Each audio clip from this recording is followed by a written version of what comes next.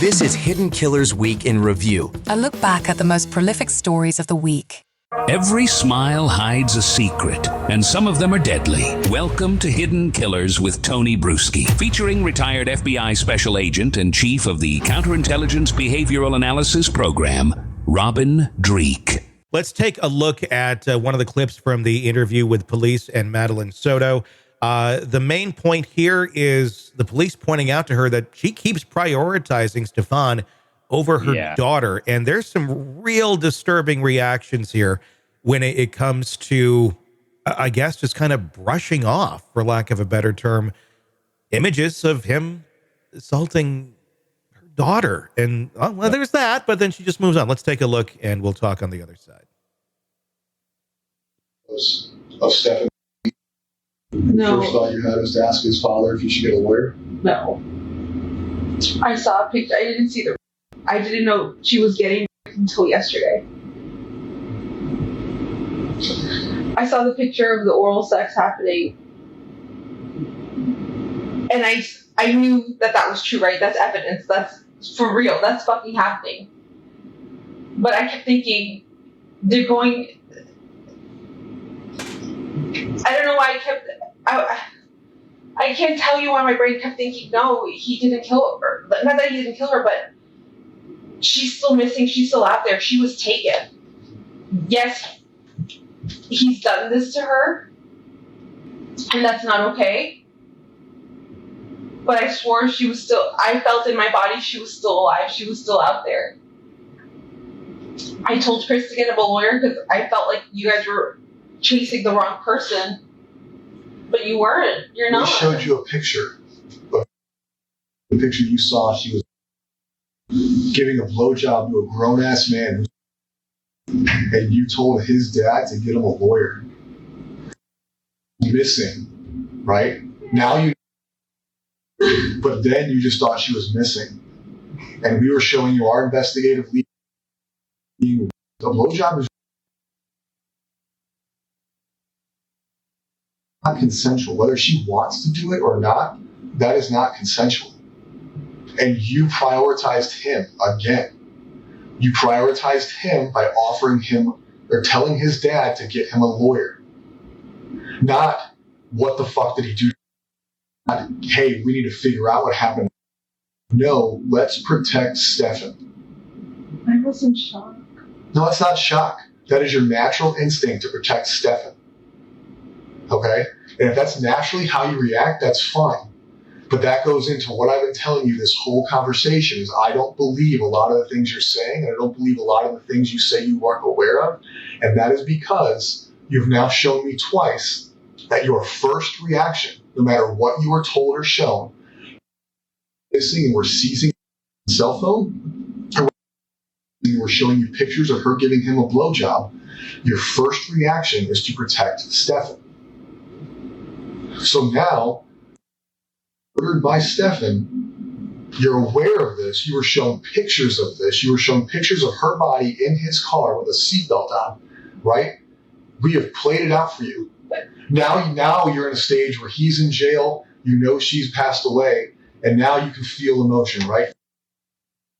Until that point, when you were shown that she was deceased, your continued first reaction is to protect this guy. You just said, I only saw a picture of him, whatever your verbiage was, I say blowjob, of his penis in her mouth, and your first reaction was, fuck. Oh my, victimized? No. She's being abused? No. It's Stefan needs a lawyer. Okay, lots to unpack there. What was your take on that? I think we're seeing a lot here. I think for the probability of her being unaware is pretty much zero, because, and the cop did a great job earlier on, describing that, even couples that are cheating on each other with distance know that something's going on. Yeah. There's red flags, and they lived in the same house. And so the likelihood and probability of her not being aware, I'd say, is 0.01%. But what we're seeing here, we're seeing an emotional reaction to a truth bomb being dropped on her where she doesn't have the ability to disassociate from it. I think she disassociated herself from the reality. I remember I've read those descriptions to you of what dissociative disorder can do. Loss of memory, trauma, all these. I think she was witnessing it, and completely in those moments, she was zoning out. So she wasn't absorbing what her eyes were seeing, because when the truth bombs are dropped, that was happening. And so when you compound that reality of her mental state of horrendous, or just horrendousness, with the fact that, and I wrote this down, the first thing I thought of in here when regarding her and Stefan was, for some reason, and again, I think because of her trauma bonding and her need to feel connected to someone, and I don't even say him, to someone, I say she thinks, I mean, just see how this plays when you think about her reaction. She thinks she can't live without someone like him. Not him in particular, I don't think, because she's not really emotional about him. She's I think she's trying to save the idea of him, someone, a guy, a man in her life. And I think she can't fathom that she can exist without someone like that. That's why she's rationalizing the behavior she's seeing, even though the entire time for 4 years, she's disassociating from it. Yeah. I just, when you hear those facts laid out in front of her, I would say callous, but the disconnect of it's disconnect, 100%. Okay. And that's bad, right? Yes, it's bad, or it's not okay. It's more than not okay. It's just not the reaction of a healthy individual to something like that. She just kept going on. Well, she's missing, right? Yeah. And you're sitting there giving a back rub to the guy that you found out did this. And I don't know. It defies logic, but that's what some people do because their brains do not work. Yeah. You know, when you deal with the emotional brain, it's not logical. And so here's what I think is good news for justice for Maddie. And that is, all what we're talking about here is not excusing the behavior. It's understanding the behavior. I think she is screwed. Yeah. Because she knew exactly what was going on. She just wasn't absorbing what was going on. That's not an excuse for allowing it to go on. I think she's going to be culpable. I think it's going to turn out very poorly for her, not nearly as poorly for the scumbag that did it to her, to Maddie, but she's screwed. Yeah, I mean, she's immune right now. Anything she said in that interview cannot be used against her. But if there's new evidence that comes out, which I'm sure there will be in a case like this, that can be. So I agree. I don't think it's going to end well. This is such a broken human being. But at the same point, it's like, you're a danger. You're a danger to yourself. You're a danger to other people out there that you interact with because you are so broken. Hence, you shouldn't be out there in the public. Look what already happened to your daughter.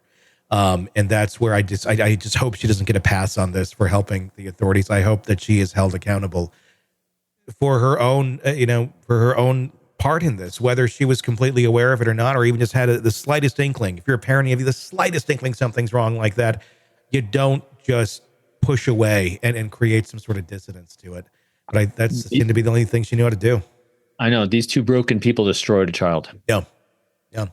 And I can only imagine their path of destruction, beyond maybe not murder or anything, but the other people in their lives that they've been around, just utter destruction for their own good. We see it time and time again. People like this don't stand out as abnormalities amongst really healthy people. Yeah. They are normal around their circle of influence in their lives. And so there's a lot of unhealthy around them, I guarantee it. Yeah.